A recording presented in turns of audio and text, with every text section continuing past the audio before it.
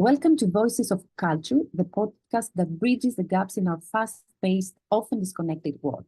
I'm Dr. Lida Tsene, your host, and I'm thrilled to embark on this journey with you and the producer, Dina Ntziora. In an era where meaningful connections can feel increasingly rare, Voices of Culture aims to foster compassion, build a sense of community, and reimagine the ways we engage with one another. Each episode offers a chance to delve into the varied experiences and solutions emerging from different communities, reminding us that despite our differences, we are all united in the fight for a sustainable future.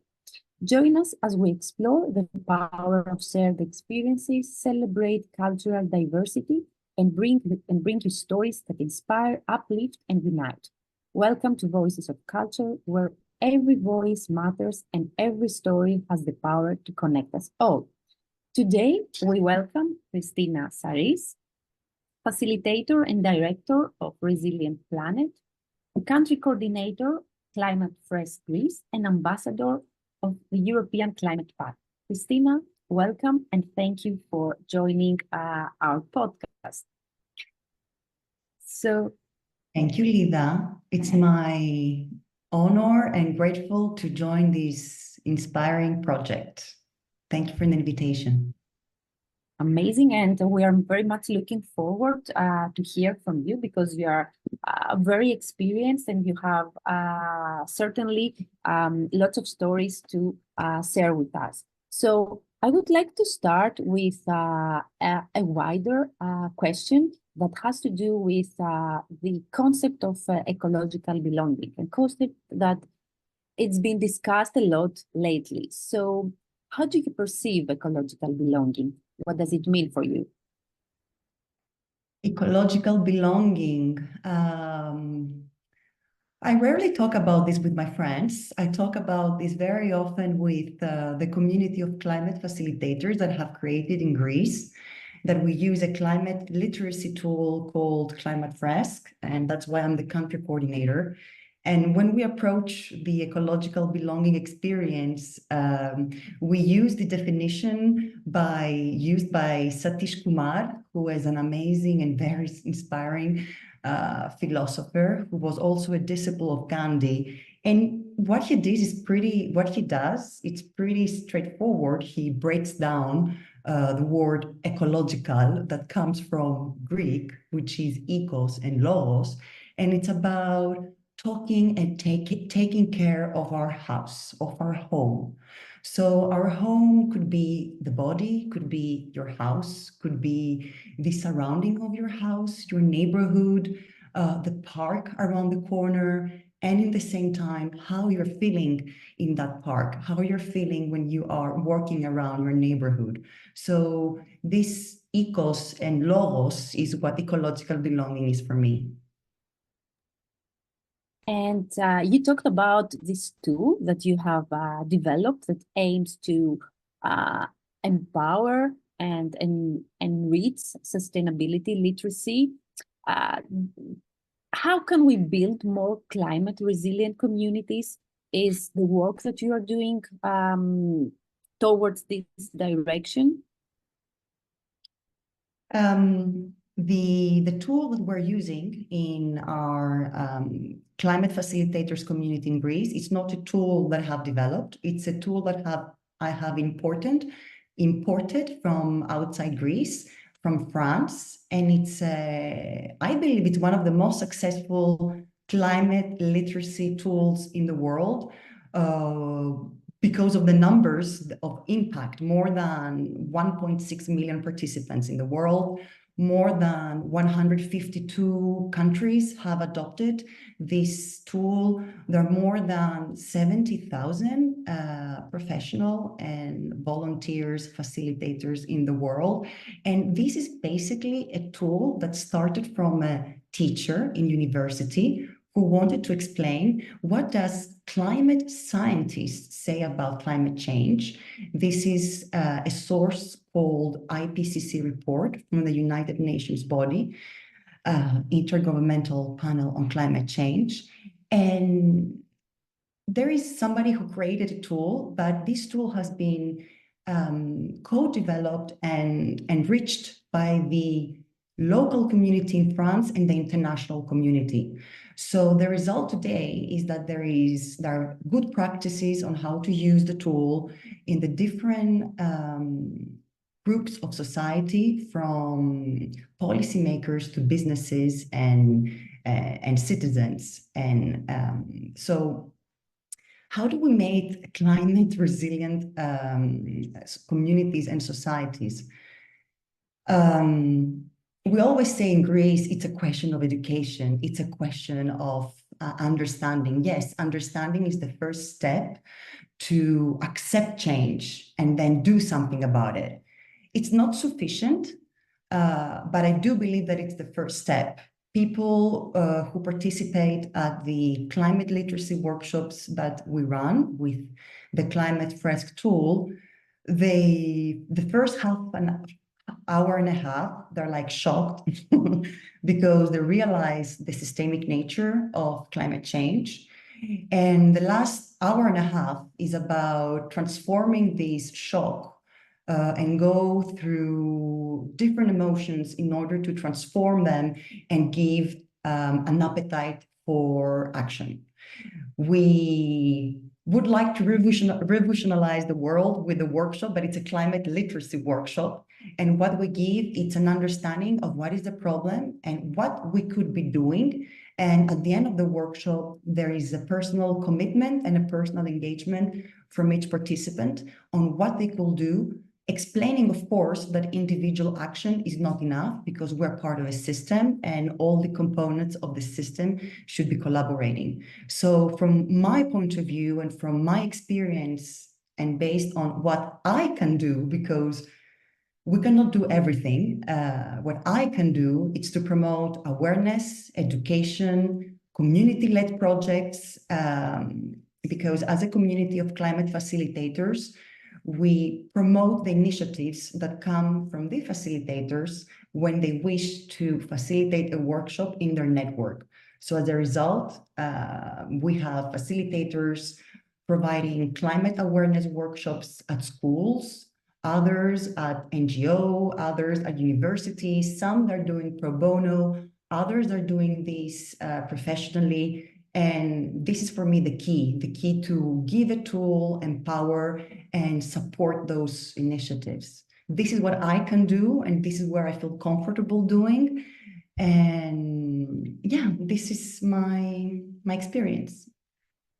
So from the numbers that you just shared with us, we can see that there is like a growing anxiety of what is happening around us and how climate change is affecting our everyday lives. And you already talked about the role of education on that. So do you think that there are other elements apart from the education, like the arts or the community engagement and the collaboration that you just referred to, or even civic action or personal motivation in order to safeguard and also imagine a more sustainable future for all?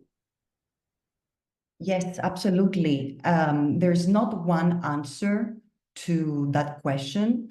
We are part of a system, and the components of the system interact with each other. Government interact with civil society with businesses, businesses with government. So there is this concept called the triangle of inaction, because I believe there is a blame culture in our society.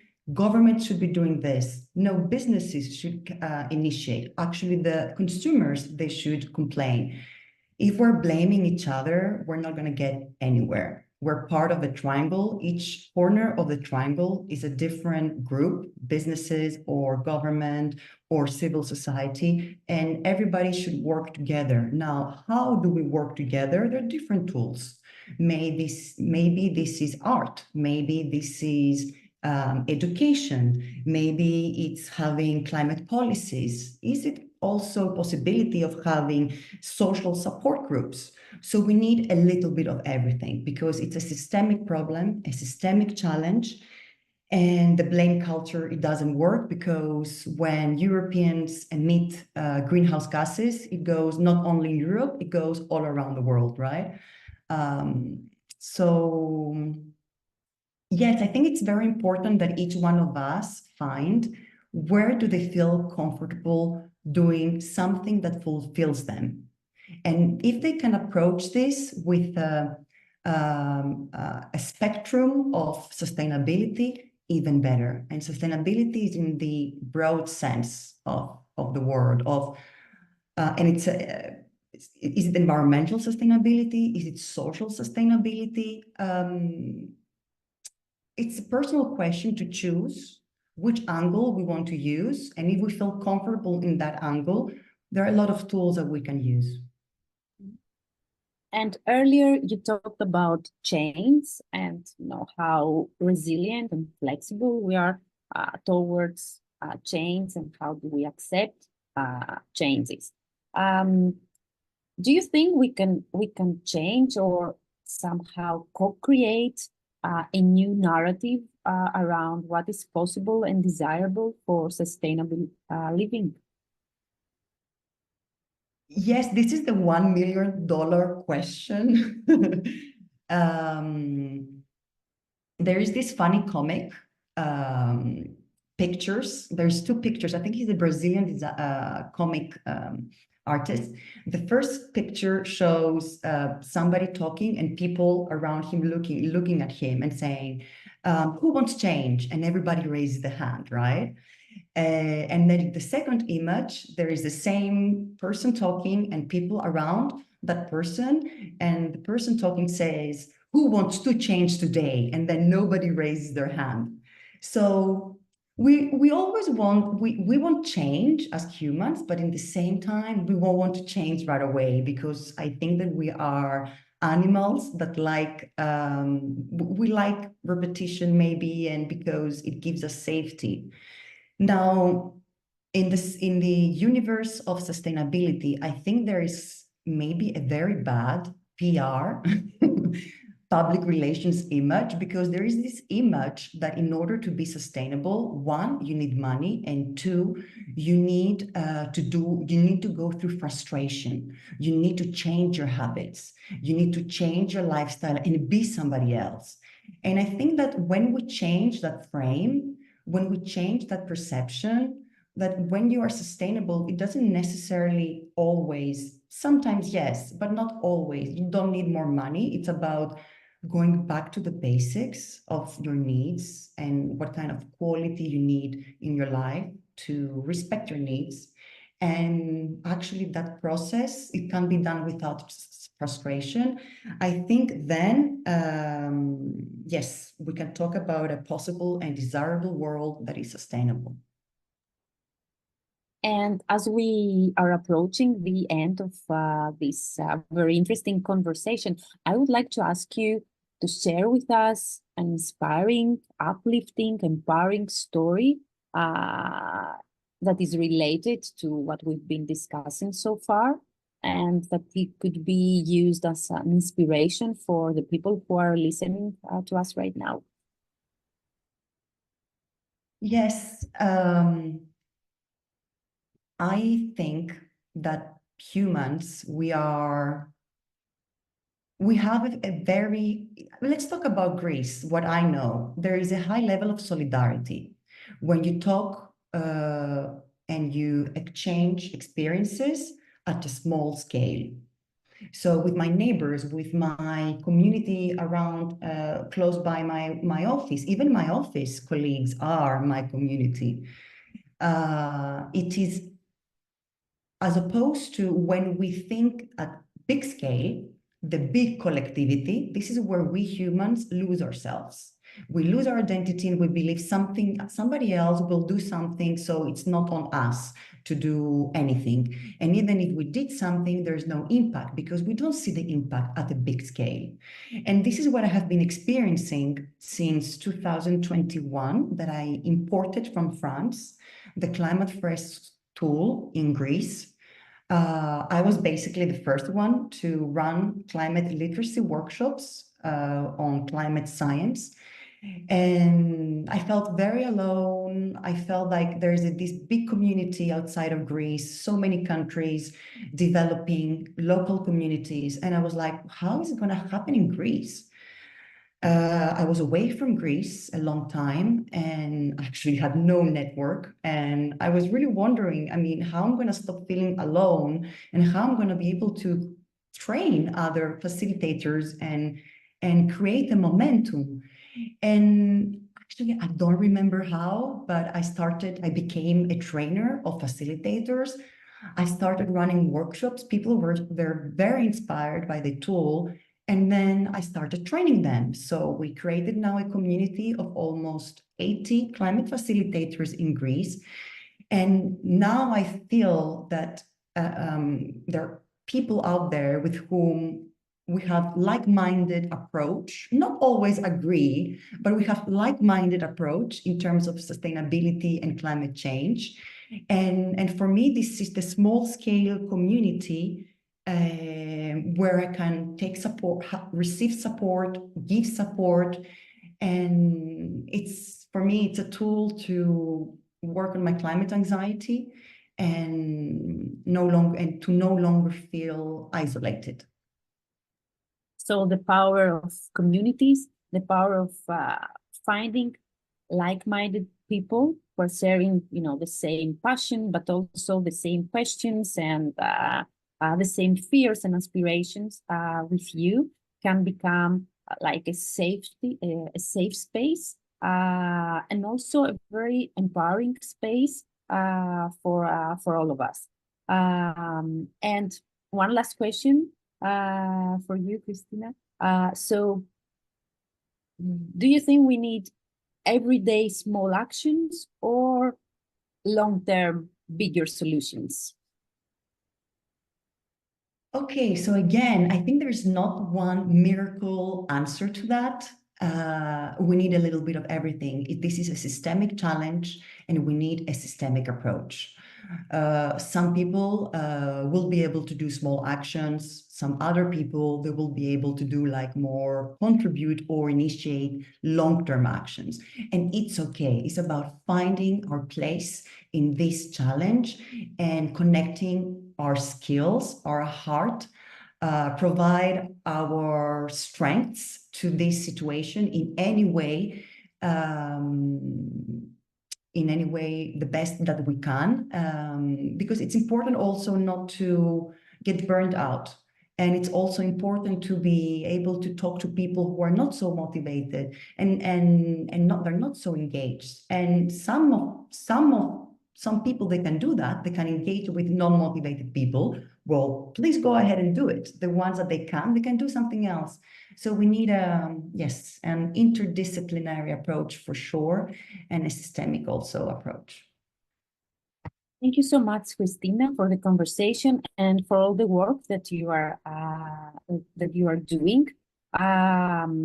If you can share with us where we can, find you or explore the Climate Fresk tool, it would be amazing. Yes, absolutely. You can go if you want to live an interactive, fun and engaging learning experience on climate change, literacy, and understand what science says about climate change and explore its solutions with a dynamic group. All workshops are announced on climatefresk.org.